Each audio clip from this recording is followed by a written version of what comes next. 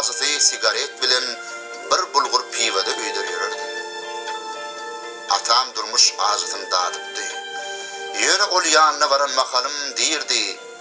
Durmuş ýolun özüň edip gör, özüň oýlanyp çöz durmuş matalyn. Dostum känni, bir münkür ogluny, bir gowy bir ýöne gelende, günleriň birinde baryny ýitirip, täze bir ýürekde ýollaşgadan. Ýol bilen barýardym, ýolçy gördüm. Ýadapdyr, ýanyna baryp daýandym. Men onu sägin men ulugymy berdim.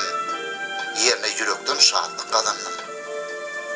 Bildigimçe özgölere öwretsem, özgölerden tälim alan ekenim. Öz akylymy özge berip seretsem, öňküýümden akylly bolan ekenim. Şeýdip ýaşap ýörün daga çykýanlyk, elmidam berk tutup atamyň pendin. Ýöne azyp günden beri oglanjyk gelip durmuş hakda soraýsa menden, diýirin, durmuş ýolun özüň edip